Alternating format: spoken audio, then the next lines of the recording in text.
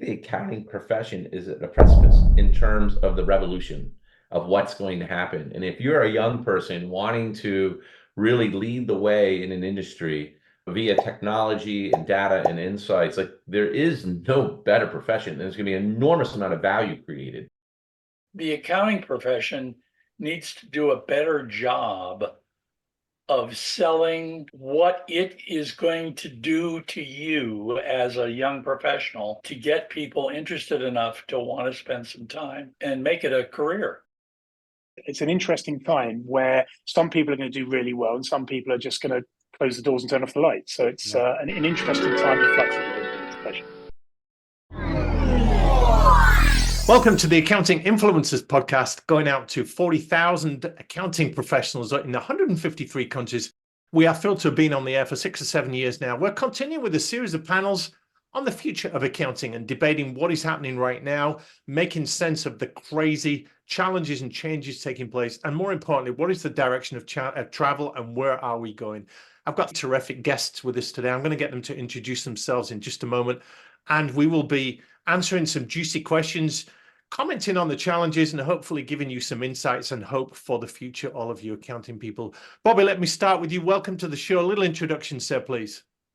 Hi, Rob. Thanks for having me. I'm Bobby Lane, the CEO of the multidisciplinary outsourcing practice, Wootton. I've been in the profession for about 30 years now. I know I don't look old enough, but I've run a number of practices and carried out lots of roles within the profession. So it's a sector I know quite well. Thank you. Tony Szczepaniak, lovely to have you with us. Welcome, sir. Excellent. Thank you for having me here today, Rob. Tony Szczepaniak, CEO of LEA Global, a global accounting and consulting association. My background is I am a CPA, spent probably the first 15 years in all corporate tax roles before joining a public accounting firm, where I was a partner there for 15 years. In the last 2 decades or so, I've been in association and network management and leadership. Thank you, Tony. Lovely to have you with us. Rick, you've been in this game a long time, a legend of the accounting profession. Wonderful to have you with us. A quick intro from you, sir. Thank you for having me, Rob. I got to say, I know I'm the old man in the crew. My certificate was issued in '69. And age is relative, Rick. Yeah, We're I all know. old in the game, one way or another. I spent 30 years with Ernst & Young, with Arthur Young first and then Ernst & Young, and left the firm when I retired as the director of technology. I then took a 9-year hiatus and went into creative endeavors and bought a video post-production company and spent most of my 9 years doing a lot of content development and editing, and learned a tremendous amount about digital media and the stuff associated with it. And from there, decided to sell the business, semi-retire. And I now produce a newsletter called Technology This Week, which goes out around the world now to readers who are not technology literate, are not technology involved on a regular basis. That's a better way to phrase it. That might or might not be accountants. I'm sure we'll come on to that. Thank you, Rick. Lovely to have you with us. Let's kick off, gentlemen. And Tony, if I could come to you first on this one. We're going to talk about a lot of threats and changes today, but just generally, what kind of shape is the accounting profession in your eyes, to deal with the many things happening right now? Great question, Rob. I think the profession overall is well equipped. I think you have a number of different things that are hitting the profession kind of simultaneously, which is creating opportunities. It's also creating challenges. But I think if you take one challenge, just as an example, with just the talent shortage, I think you really do have a number of governing regulatory bodies that are seeking creative ways to not only accelerate the certifications, the chartering of accountants, but also expanding out to to bring in those who might not be traditional accountants. I think the PE funds, that is, with those coming in, I think that is an opportunity that won't be for everybody, but I think it's really creating some great conversations to change how the profession is actually capitalized, and therefore bring additional opportunities to explore different business models. So I think very well positioned. Yeah.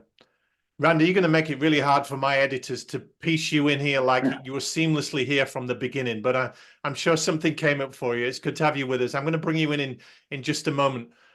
Rick, how equipped do you feel the accounting profession is right now to deal with what's going on?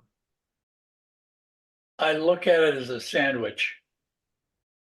The outer loaf of the sandwich are the young professionals, the guys who are figuring out how to partner, how to create, if you will, I call them spikes, little energy waves. But the idea behind it is to take a practice and find the area where you're best and help sell that to 3 or 4 other firms that don't have as much talent there.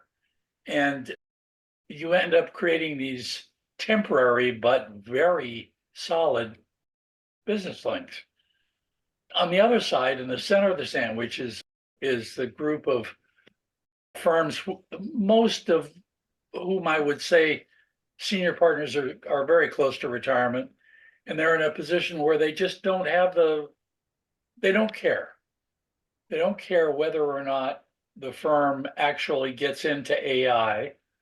They don't care whether the firm can continue to hire enough kids. I think they care that their retirement funding is covered. And past that point, they have said it's gone too fast for me and I'm through.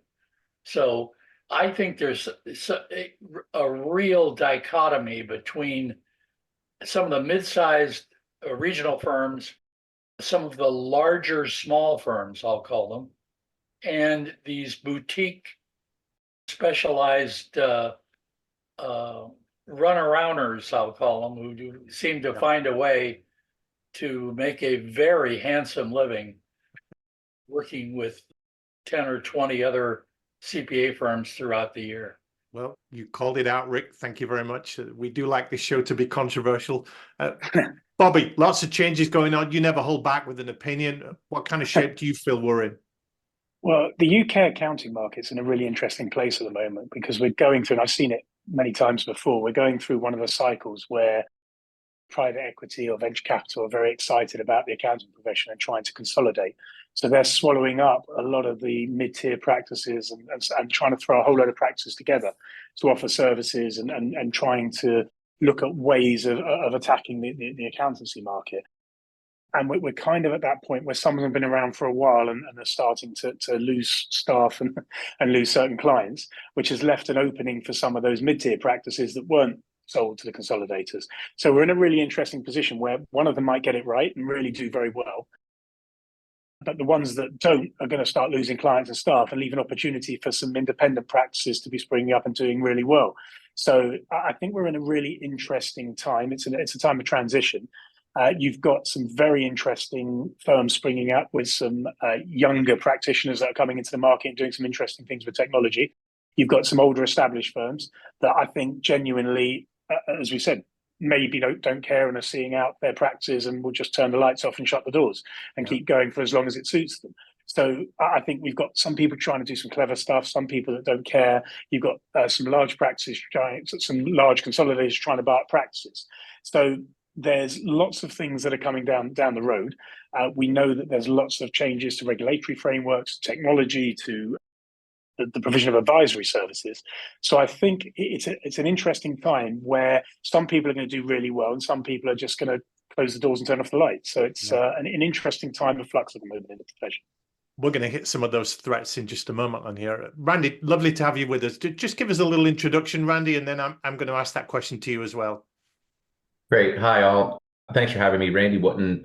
I am first time in the last couple of years really starting to learn about the accounting industry. Prior to this, I've been in software supporting go-to-market teams for the last 23 years. So currently at a company that sells billing and financial operations software to CFOs and learning about the partnership with CPA firms, et cetera. So it's been really interesting for me to meet people. I've been to several different conferences, and then just through the broader outreach and learning things such as the acute need for accountants in the US in particular. I think there's 50,000 CPA firms.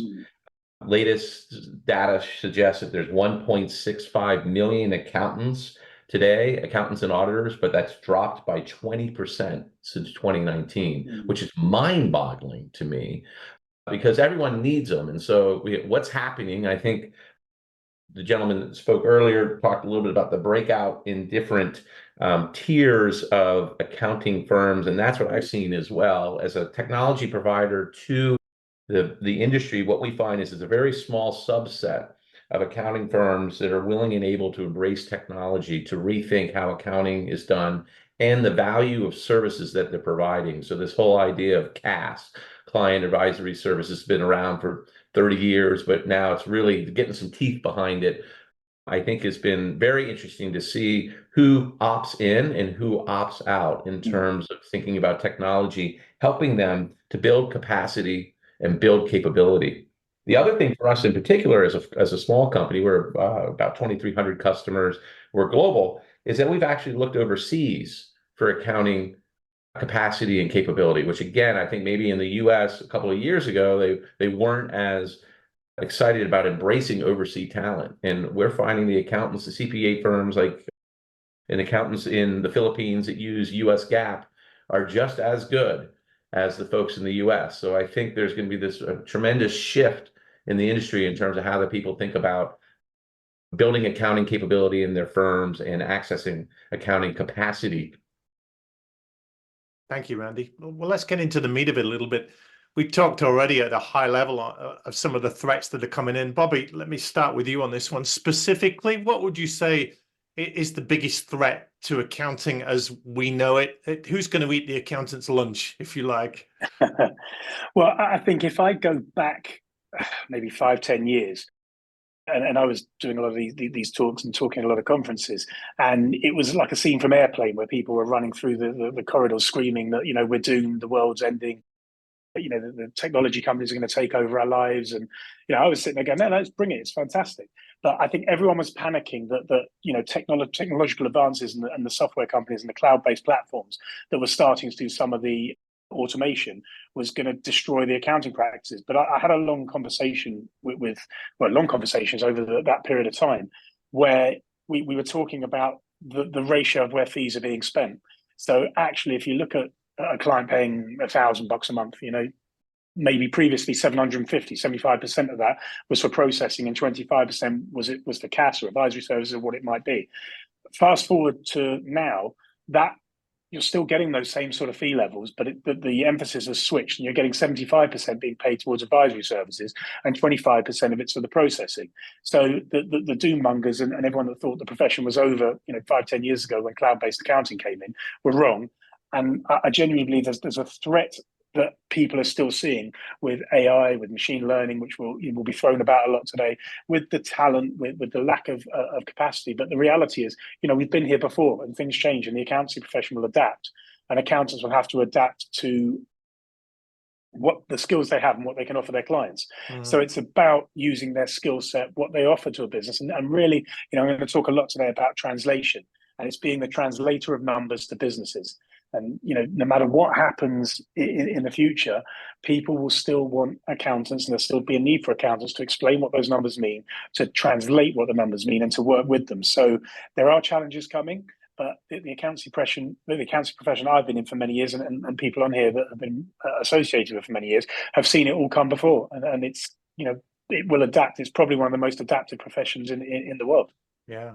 Tony, accounting is like a cockroach. They say it will survive absolutely anything, any recession, any technology. So in a lovely way, it's here to stay. But it's not a place for complacency. There is a lot going on that's challenging the accounting profession. Tony, what one threat would you single out as harming the fight for relevancy? So I agree with a number of things that Bobby said, but turning maybe to a slightly different perspective, and Rick actually kind of alluded to this as well. Now is certainly, in the 20 or so years that I've been directly involved in the accounting profession, some conversations that we're talking about now are the same conversations that we were talking about 20 years ago. Yeah. There's just different inputs, or there's different intensity. And I would say, you know, with the demographics, and as Randy's highlighted, the reduction of new people coming into accounting, I think apathy is perhaps one of the largest, kind of our broader general issues, and that is accountants, and I'm one, so I'm making fun of myself, tend to be, you know, risk averse because that's what they need to be in providing their value sets. But when it comes to turning on their own business, I think we need to be much more clear about what is our value proposition, what are we going to do, what are we not going to do. And that's going to be different firm to firm, but we really need to be able to get after those, those strategic conversations, you know, internally, to be able to be clear around the value, the value proposition that we have to offer. And it's the firms who can be really clear about that. And that might mean we're going to narrow the services, narrow the geography, but we're going to be really good on certain topics. One of the things that I'm seeing is more firms that we would consider boutique firms, but are hyper specialized in more specific areas. Yeah. And so I think that's an issue that if the profession or individual firms are apathetic about, those may be the firms that aren't here long term. Randy, we are seeing some firms changing of their own accord, some are having changes forced upon them. What do you feel is the single biggest threat?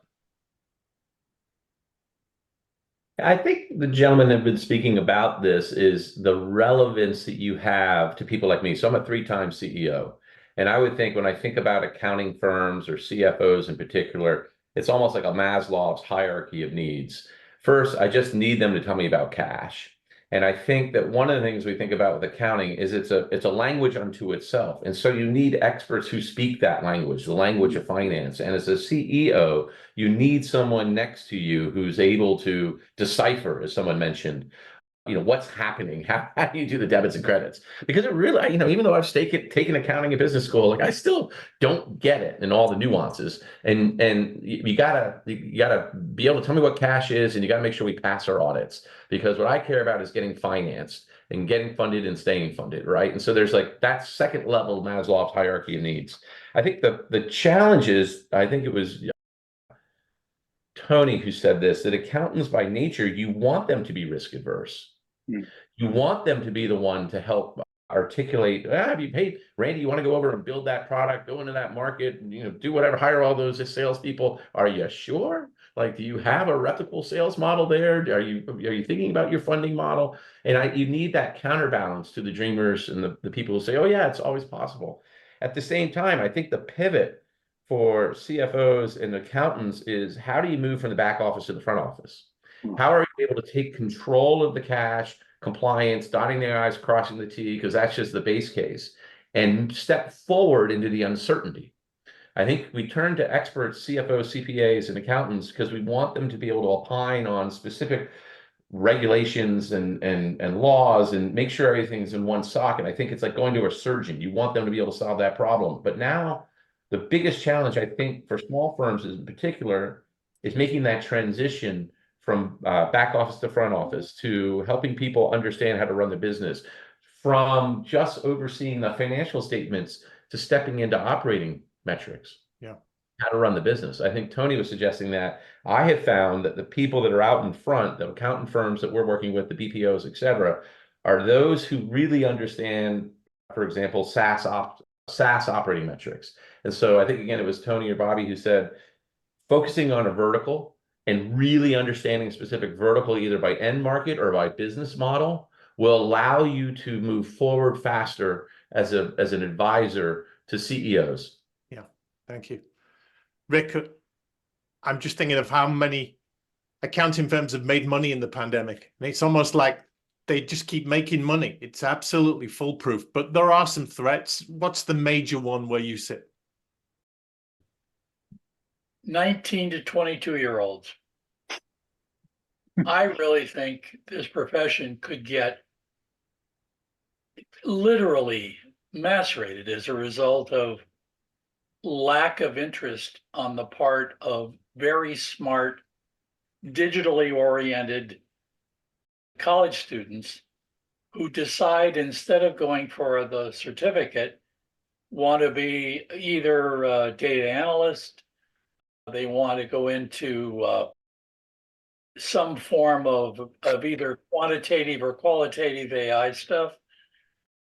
Regardless of what it might be, it is not the quote traditional 12-year hell week on the way to fraternity that we remember from the Big Eight 50 years ago and the Big Four 3 years ago. And it just isn't the same. And I think the accounting profession needs to do a better job of selling what it is going to do to you as a young professional to get people interested enough to want to spend some time and make it a career. I think without it, the firms are really going to be hurting. And what they're going to end up doing is creating what I call post-college colleges. And that is, you in essence get the training you should have had in college, but you get it with a degree in econ, and the firm does all the training in analytics and accounting theory and reporting presentation. Yeah. All of that stuff happens because the university, they weren't at the right spot at the right time to make the right decision. And I think personnel-wise, it's a huge problem. It's been a theme that's come through a lot on these panels, Rick, that the talent pipeline is vulnerable at the moment, and there are so many choices, even compensation, starting salaries for people coming out of degrees for accountants. We might dip into that in other things. I'm going to ask you all to write some. Sorry, Randy, you just wanted to ask a quick question there. Well, yeah, I just think it's a really interesting point, Rick, in terms of what is it about the profession that isn't attractive to 19 to 22-year-olds.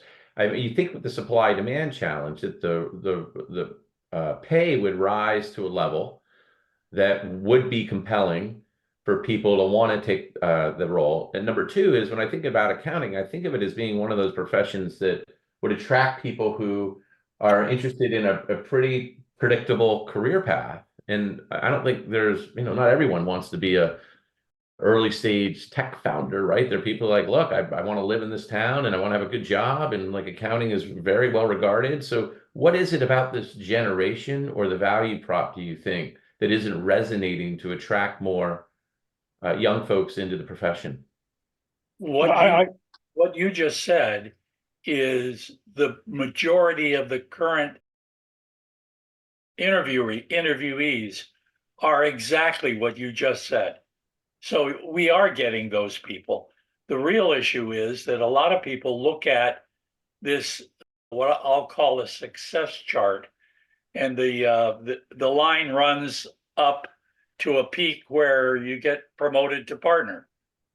And that line, at least today, is probably 12 years.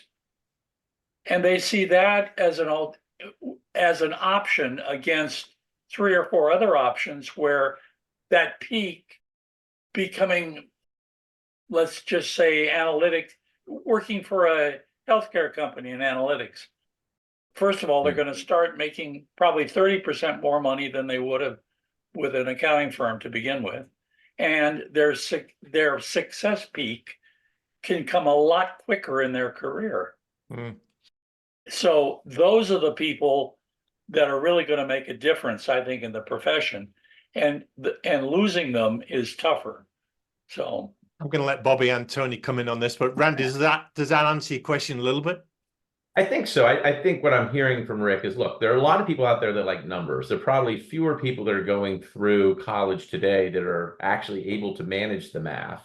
And so when they come out the other side, the options they have, how to apply that math orientation and degree there's myriad of options, especially with AI, data analytics, et cetera. And out of the gate, it's a quicker return in terms of dollars from their perspective versus the long-term security of the partner track. Just interesting, because I mean, doctors and lawyers and all these other folks kind of have that same partner model, but I guess they don't have the same demand for the talent that you're seeing across other industries for people who might become accountants, and that's really pulling back the number of applicants.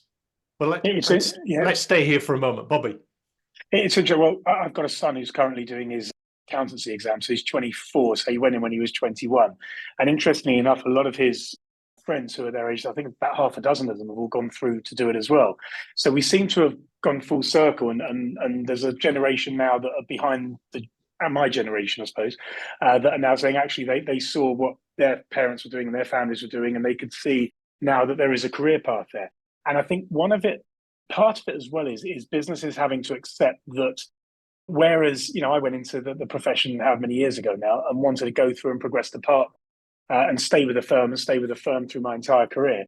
The generation that are coming through now don't want to do that. They want to go in, they want to get their qualification, and then they move around. And I can't remember the exact stat, but I think it's something like a Gen Z will move around 3 times or 4 times in their first 5-6 years of employment. So I think what you're seeing is, yes, they are interested in getting into an accounting course as a grounding to get qualified, because they know that at some point in the future they'll always be able to earn a living if things don't go so well for them. But what they're not looking at doing, I don't think they're looking at that peak and that 12-year cycle to partnership. They're saying, right, I'm going to look at my 3-year training contract or whatever it might be, and then I'm going to go and do something in FP&A, or I'm going to do something in M&A or corporate finance to get a more rounded type of education. And then 3 years after that, I'm going to go and do another role. And then my portfolio employment career for that first 9-10 years would have been me getting lots of experience in different areas. So I do think they want to get into the profession. They want to understand numbers, and they do like it, and they're not being scared of it. But I think their attitude is much more, let's look at what I'm going to do for the next 3 years. And it's a much more short-term view than we had when we went into the profession. Tony, you were smiling when Randy asked his original follow-up to Rick. What are your thoughts on the value prop of accounting? Yeah, so I agree that it's problematic with respect to when you're competing. So my son is currently studying in accounting, and his orientation first year, we went into the school and they listed a survey of the immediate past graduates coming from the business college. The lowest of all the roles that were listed was accountants. Yeah. And they were bringing the average down. And so I would say, agree with what Bobby, Rick, and Randy have all said, that there's an optics issue. I think the reduction of people going in, it is lower, at least here in the States. It absolutely is lower, and that needs to be flipped. But if you look at who the profession is competing with, it is the traditionally more sexy profession where I can get cashed out, or I can have some sort of equity option in year 3 or year 4 or year 5, as opposed to, okay, wait, I can pay $100,000 to get an education. That's probably low here in the States. I can pay that. I can be bringing the finance career averages for starting salary down, and then I work my what off for 12 years.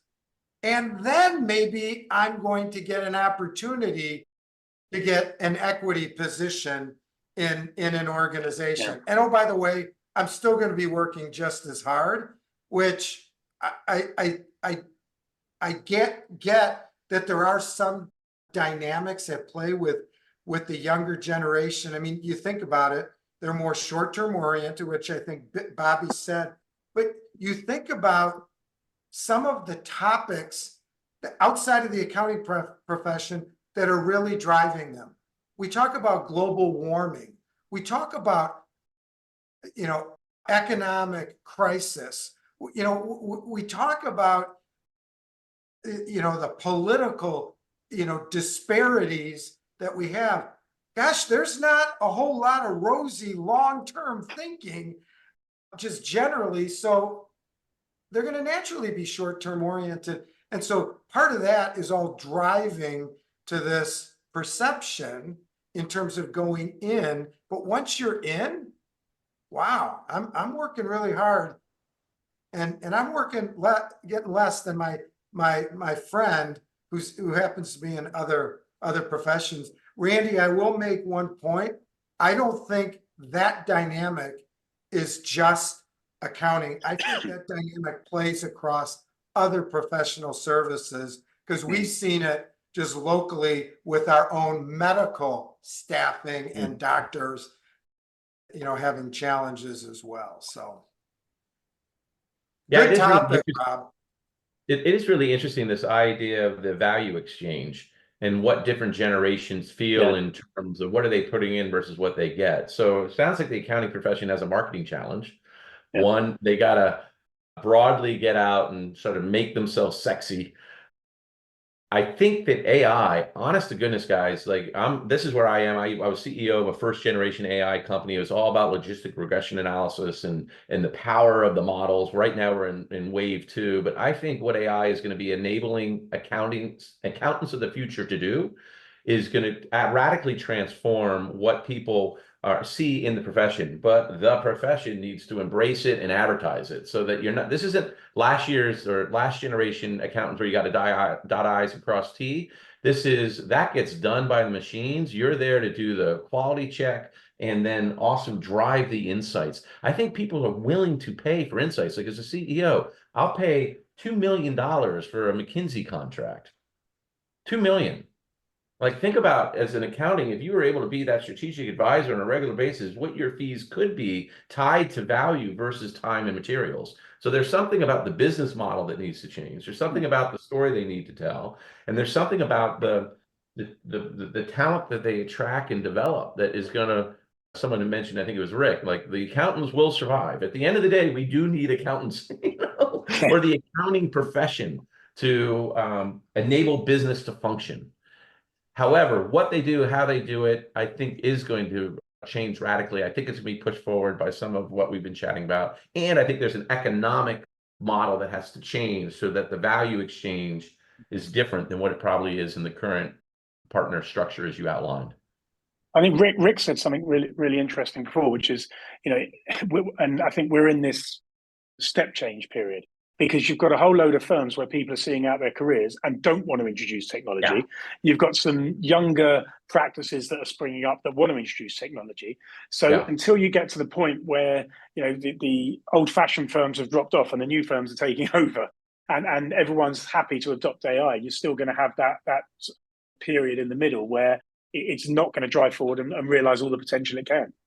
So a question, I mean, this is exactly what disruption's about, though. Yeah. Technology and disruption is you're seeing it play out. The old guard is retiring. I mean, so the thing that I worry about, or not worry about, but I think is super interesting being a technologist, is the large firms are going to have enough money to invest in technology. They're going to have IT departments. They're going to hire their own data scientists. They're going to build their own models. They're going to work with the large relationships.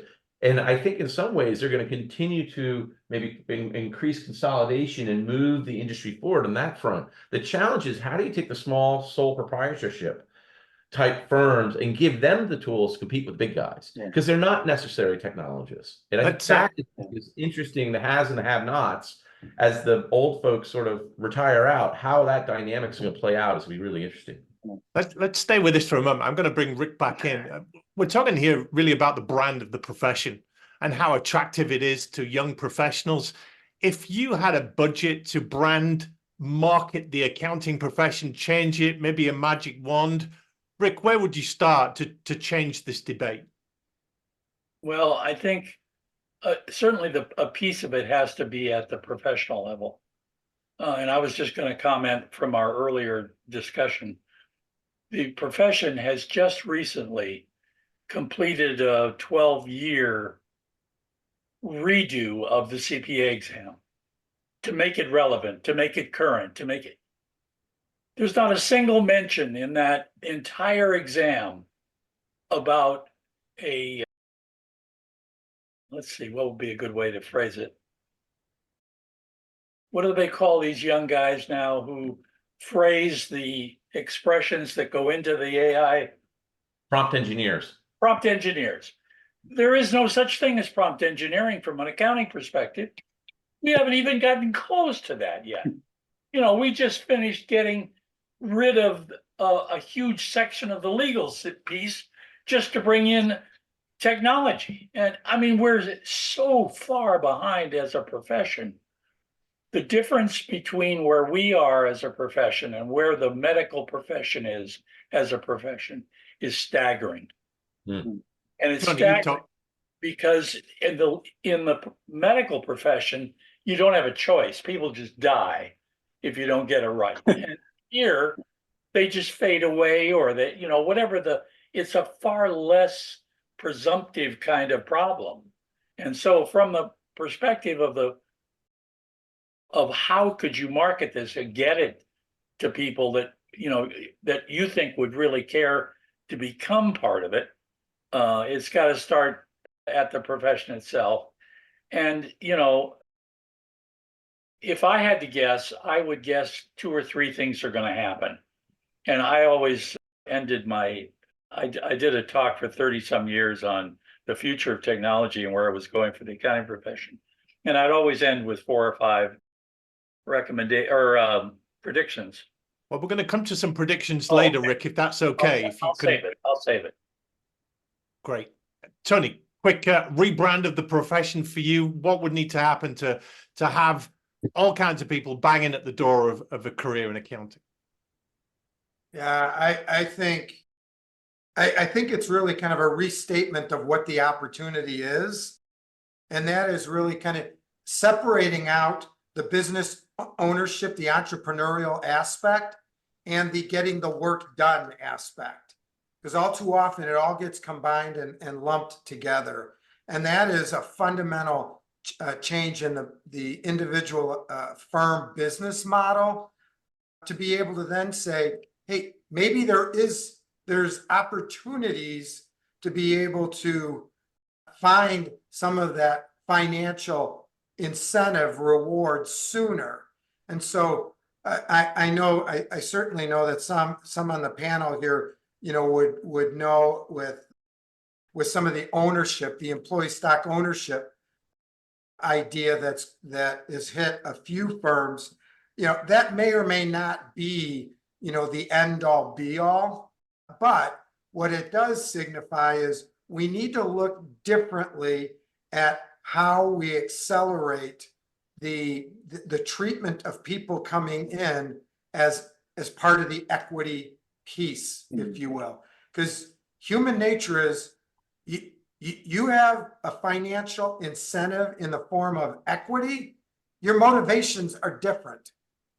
And I think that's what and that's part of that, really runs part of that whole business model shift and change, because there's a different mindset that goes on. Yeah. Randy, I know you're thinking hard, so I'll come to you in a moment on this one. But Bobby, you're in the marketing game. You're very, very good at this. How would you brand the profession to make it the go-to career choice?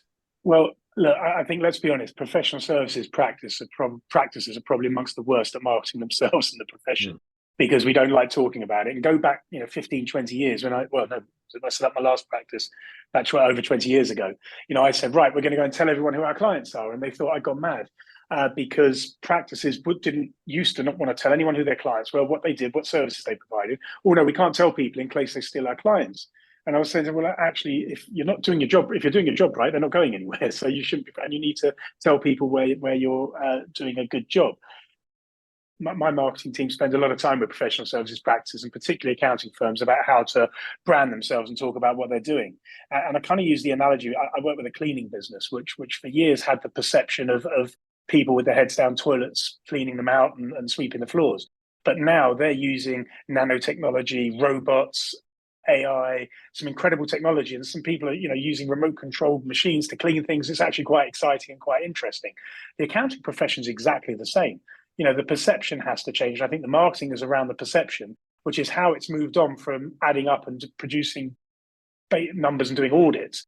But and I go back to the translation element of things, the roles in FP&A, making people understand the numbers, showing them how they can build their businesses, and adding value to those teams and providing the services where someone is really, really good at selling something or creating a product or selling a business, but actually being to sit alongside them and support them in the growth of their business and explaining to them how to do it. It's incredibly exciting. And with the technology that's coming through and the things that we're doing and the things we're able to do in terms of coming up with McKinsey and Bain type reports using AI and machine learning that previously would have spent hundreds of thousands of pounds to do, it's a really exciting time ahead. So I think that the marketing of the profession has to come around what we actually do as opposed to the perception of what people think we do. Yeah. Randy, you've had 3 great opinions there from people that have been in this game a long time. How would you rebrand accounting to make it attractive? Yeah, I think you might have something already in place. I was talking to Tom Hood, who's the executive director at the AI CPA, and he introduced me to this concept of the CGMA, the Chartered Global Management Accountant, which I guess came out of the UK. And it's this idea of almost like a master's in accounting, which speaks to everything that I actually want from the accountant. But I think there's this interesting structure is I'd done a little bit of management consulting in my past, and they have this very prescribed path of you come in, you're an analyst, you become a consultant, then you become an engagement manager, and then you become a partner. And there's expectations of what you're getting at each one of those stages. And I think maybe it was Tony earlier saying people are coming in for 3 years, they're doing a tour of duty. What do they get during that tour of duty, the first 3 years? What's the next 3 years? What's the social contract they have? What does the output look like? And then the next 3 years on the engagement manager. And I think the CGMA is actually a really interesting certification, especially for people that may not want to be in the accountancy for their entire career, but are looking to become the CFO or the vital partner of a CEO. I know going forward, I'm going to look for future CFOs all to have their CGMA. It's not going to be enough to just have the CPA. So I think there's something you already have in the profession in terms of showing the value that you can offer, and maybe just brand or embrace that CGMA a little bit more. And again, I'm talking mostly for accountants that move into business sector versus staying in the accountancy world. But even if you're an accountant at one of the big firms and you have your CGMA, it feels like, oh, okay, I know you're gonna speak the language that I speak of business. You're still gonna be off there in the arcane accounting world, but now I know that you've been trained in financial management and you're gonna understand the operational management, the systems and processes. I think it's really an interesting opportunity to take advantage of what you already have in place. It's such a debate to have here about the relevancy of the CPA, the Chartered Accounting Qualification, and other designations are available, but lots of change going on. Gents, I'm going to ask you for your number 1 prediction.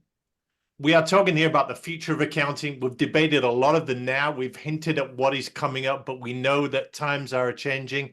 It is a fight for relevance and talent and everything else. So, Tony, I'll start with you on this one. What is your number 1 top, definitely going to happen prediction for accounting over the next few years?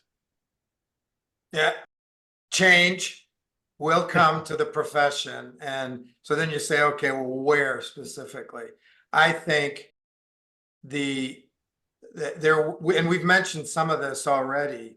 I think that, with the insertion of technology, emerging technologies, you will find that there will not only be AI deployed to take care of some of that mundane work, but you're going to find other companies, organizations from outside of the profession to come in and actually do some of that work. So actually compete with work that is traditionally public accounting.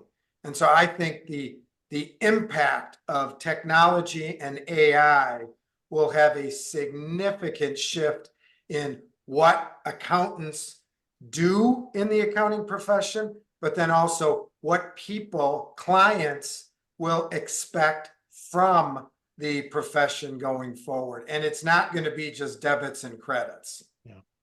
Rick, what about you? What's your number one bold prediction for the accounting world over the next few years? Yeah, I have to split it into two. I can't do it in one. Incidentally, by the way, Randy, I am a CGMA, and one of the concerns I had was whether to put that designation after CITP, which is technology credential that I have. I'll pass my CPA. And I decided to make it last because several people said to me it has more value out there than it does sandwiched in the middle of the other letters. My two predictions. I think within 10 years, government will be involved heavily in the audit of large corporations. I think government will not keep its hands free, and as a result of a spectacular failure or two, will become adamantly involved in at least the sedentary part of transactional analysis that's been part of the accounting profession's definition of an audit forever. On the other side of the coin, I really think that AI is going to open up probably two avenues. One, the avenue of the younger person who all of a sudden has found a way to express some creativity that he couldn't otherwise because he's got this huge engine behind him. And people within the firm he's working for see that. And I think that in and of itself, AI is going to be a fosterer of, I used to call it the mushroom factor, where they pop out of the ground. You find the best talent. The best talent just shows up sometimes, and the only way it shows up is it gets nudged to the surface. And much of that is going to happen as a direct result, I think, of exposing bright young minds to AI technology, particularly generative technology. Okay, we will see. Bobby, what's your big prediction for the accounting world? You've already got one foot in the future, Bobby. I know how leading edge you are. Well, I think, look, I totally agree. AI, machine learning, we're already seeing lots of firms moving out of audit in the UK because of the regulation. They don't want to do it. So the pool of audit firms that's available is reducing, and fees are increasing, and the availability of audit firms is reducing. But one thing that I see, and in our practice in particular, and what we've seen, is I believe that there's going to be increased demand for accountancy services and advisory services. Because if you think of we've talked about the 19 to 22-year-olds being a challenge to get into the profession, but the ones that aren't going into the profession are setting up their own businesses, and they're more keen to become entrepreneurs and set up their own businesses and be their own business leaders. And this generation are much more open to outsourcing and recognizing the things they don't know than the previous generations. So, go back 25, 30 years, everyone could read a contract, could put a set of books together, do a cash flow, read a set of books. But this generation that's starting businesses don't know what they don't know, but also are not afraid to say they don't understand it.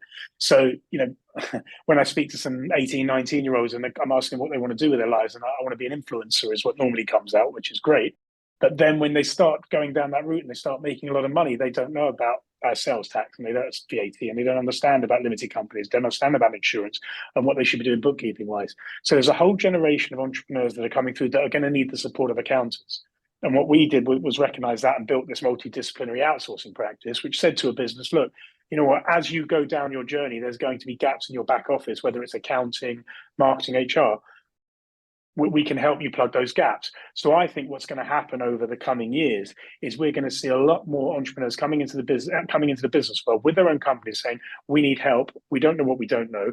And they're going to be looking to accountants to be their advisors and literally sit alongside them and provide those back office services that they don't have the skills for. So I think that it's a positive one rather than a negative one.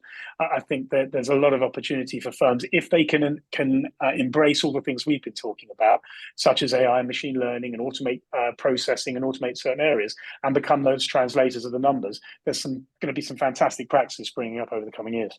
Yeah, there's no doubt, Bobby. The question is the if. We know that many accountants and firms are still dealing with Excel spreadsheets and shoeboxes, and they haven't automated bank feeds, and AI is very much down on the list of priorities. Yeah. Randy, what's your big prediction for the next few years as you look at the accounting world? So, not an advertisement for Maxio, but Maxio is a system of record for billing and invoicing, and we can, in day one, see what the ARR is for a company and revenue. I think on the accounting side, technology is going to enable a zero-day close. The assumption that we spend 8 to 10 days waiting to close the books is mind-boggling in the 21st century. So I think that we're going to take a step forward along that front every single year as technology gets better, as we automate certain processes, as accountants embrace technology, and then the world changes. What do you do with that extra, 8 to 10 days every month when you don't have to close the books?